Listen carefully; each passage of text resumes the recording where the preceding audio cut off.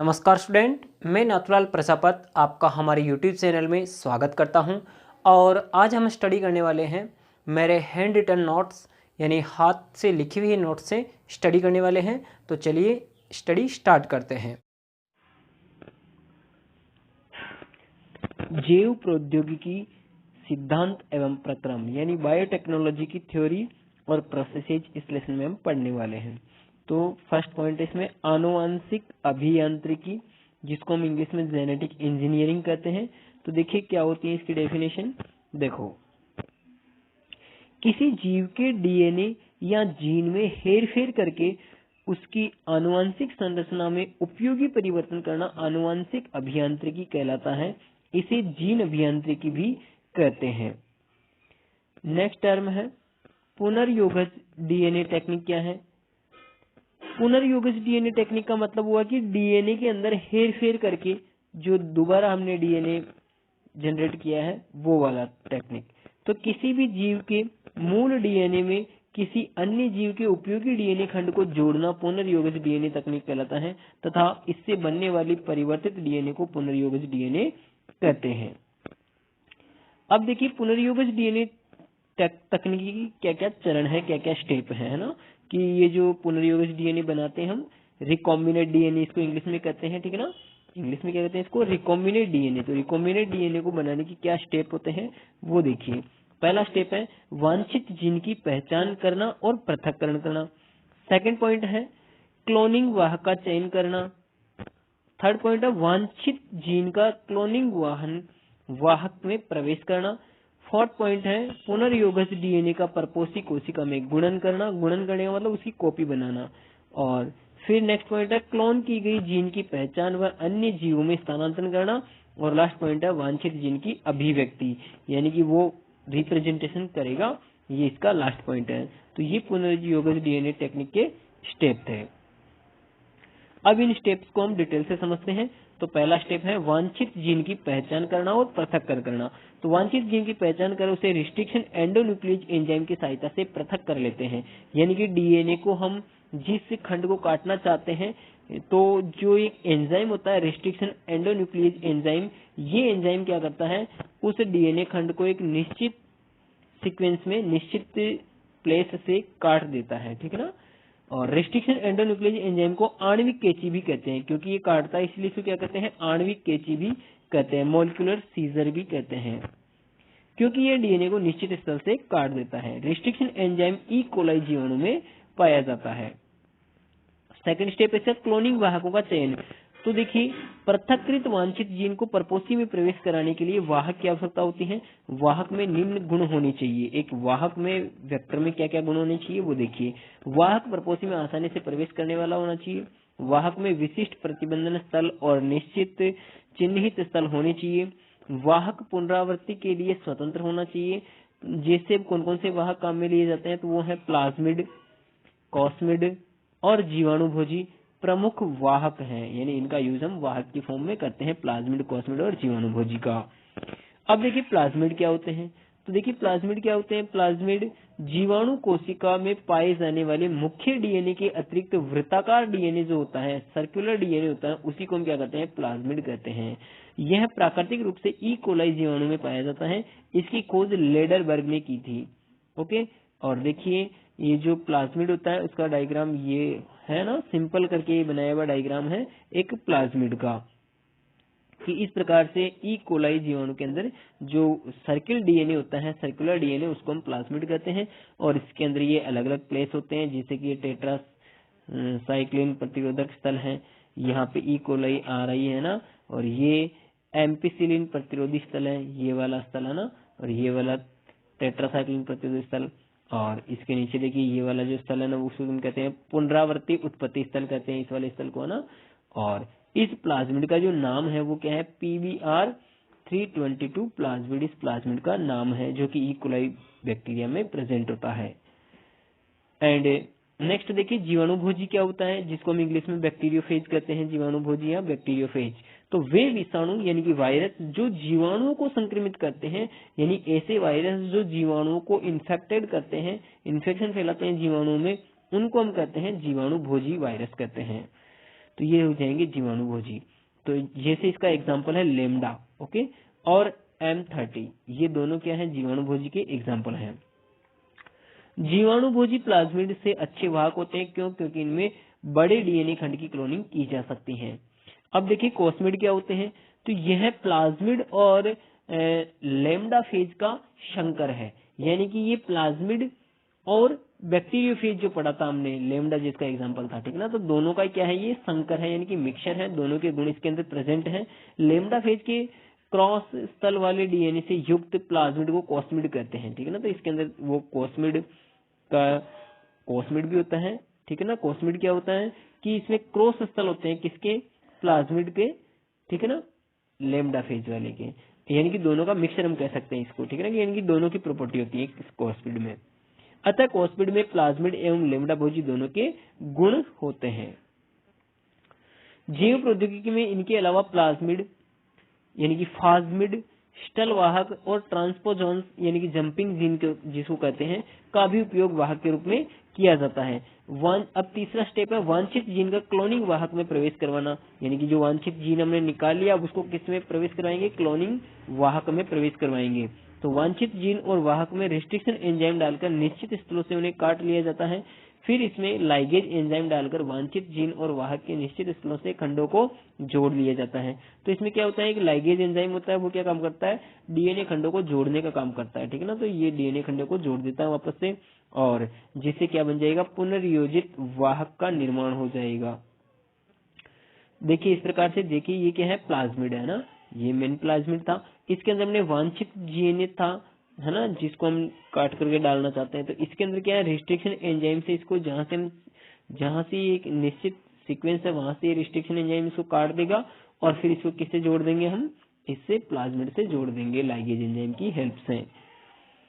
तो देखिए ये वाले को हमने देखो यहाँ से कट कर दिया है, ये वाला कट कर दिया, ये वाला कट कर दिया, अब दोनों लाइगेज एंजाइम की उपस्थिति में इस प्रकार से जुड़ जाएंगे, और ये क्या बन जाएगा, पुनर्योजित प्लाज्मिड बन गया, वाहक, है ना, जिसको हम पुनर्योगज डीएनए भी कह सकते हैं, क्योंकि ये वाला नया खंड हमने इसके अंदर ऐड कर दिया था, ओके, तो इसलिए इसको पुनर्योजित डीएनए कहेंगे। नेक्स्ट स्टेप है पुनर्योगज डीएनए का परपोषी कोशिका में गुणन, यानी इसकी कॉपी करवाना। अभी इसे पुनर्योजित डीएनए को परपोषी कोशिका में डालेंगे और इसे क्या करवाएंगे, गुणन करवाएंगे, यानी कॉपी बनाएंगे बहुत सारी। तो पुनर्योजित डीएनए की कई प्रतियां क्लोन बनाने के लिए परपोषी के रूप में ई कोलाई जीवाणु का उपयोग किया जाता है। ई कोलाई जीवाणु में रूपांतरण और पारक्रमण विधियों द्वारा पुनर्योजित डीएनए का गुणन किया जाता है, कॉपी की जाती है। नेक्स्ट पॉइंट है स्टेप की क्लोन की गई जीन की पहचान एवं अन्य जीवों में उसका स्थानांतरण करना। तो परपोषी कोशिका में पुनर्योगज डीएनए के साथ अन्य परपोषी कोशिका का डीएनए भी प्राप्त होता है। उसमें से मार्कर जीन की सहायता से क्लोन किए गए पुनर्योगित डीएनए की पहचान कर उसे अलग किया जाता है, क्योंकि मार्कर जीन की हेल्प से हम पहचान करते हैं कि भाई हम जो कॉपी कर रहे हैं वो डीएनए कौन सा है, ठीक है ना, तो वो पुनर्योजित डीएनए को हम अलग कर लेंगे, और फिर जिस जीव में हमें इसे स्थानांतरित करना चाहते हैं उसमें स्थानांतरित कर देते हैं।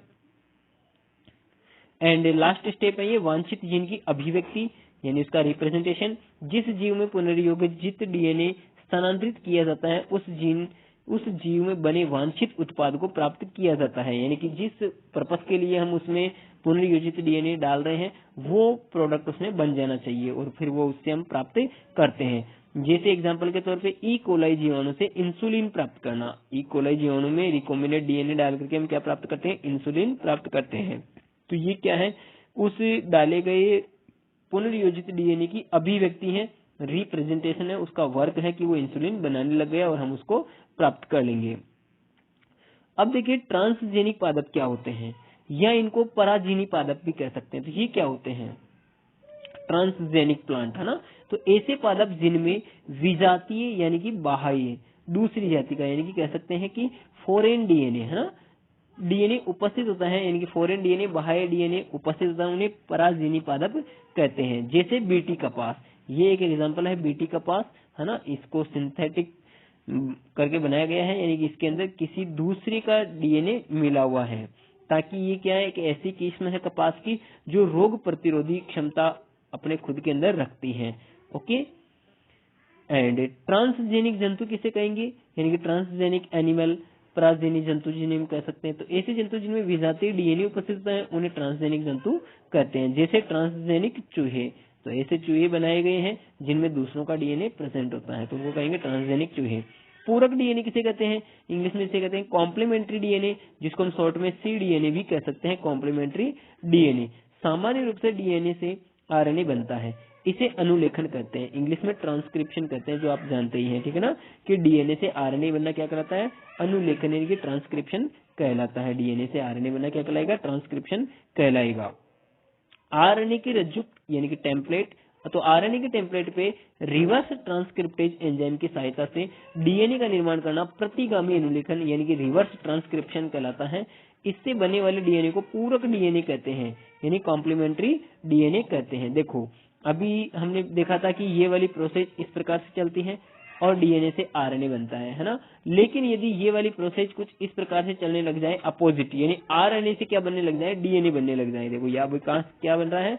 आरएनए से क्या बन रहा है? अब डीएनए बन रहा है। तो इस वाले प्रोसेस को कहेंगे हम रिवर्स ट्रांसक्रिप्टेज, और ये रिवर्स ट्रांसक्रिप्टेज एंजाइम की हेल्प से बनता है, और इससे जो ये डीएनए बनेगा इसको हम कहेंगे पूरक डीएनए यानी कॉम्प्लीमेंट्री डीएनए। एंड नेक्स्ट है cDNA। cDNA के अंदर देखिए cDNA लाइब्रेरी देखिए क्या होती है।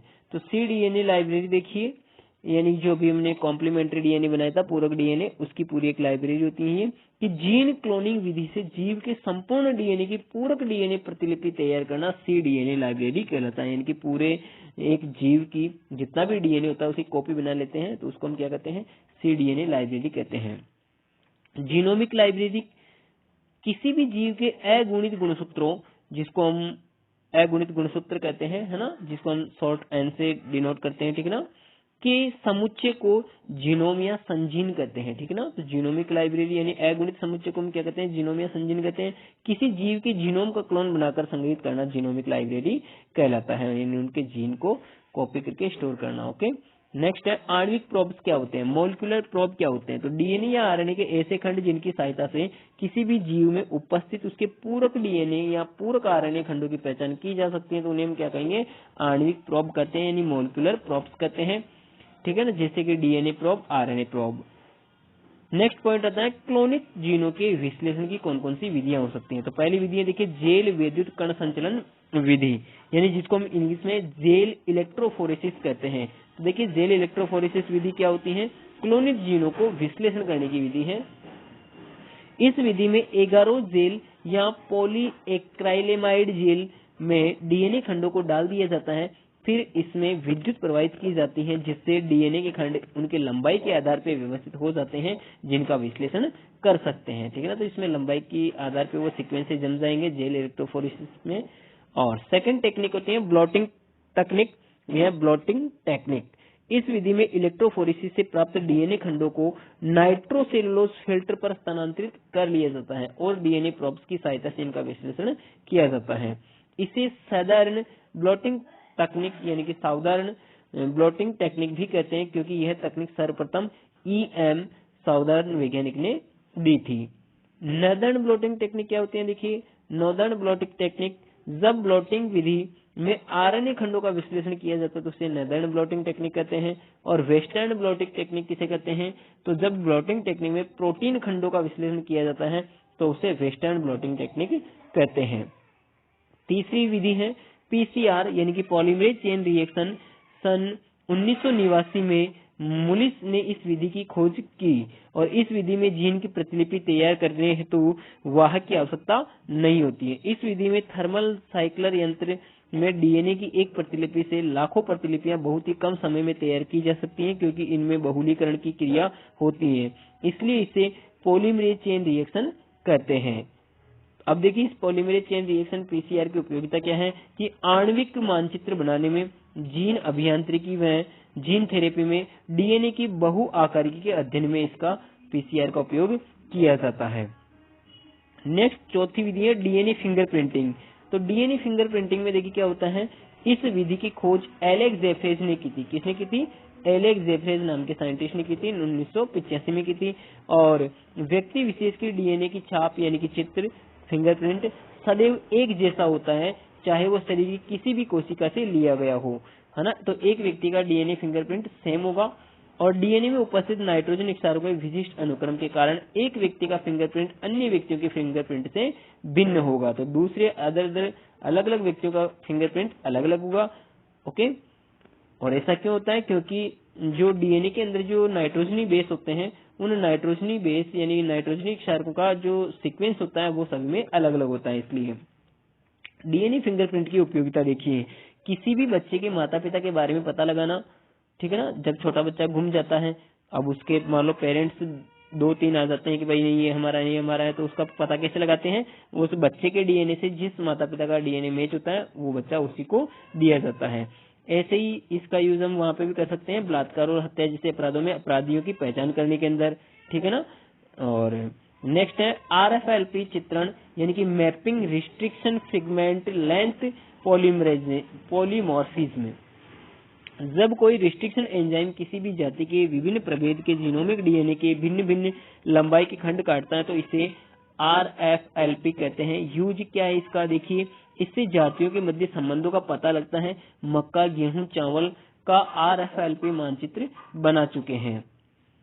और पुनर्योगित डीएनए टेक्निक यानी प्रौद्योगिकी की उपलब्धियां क्या है?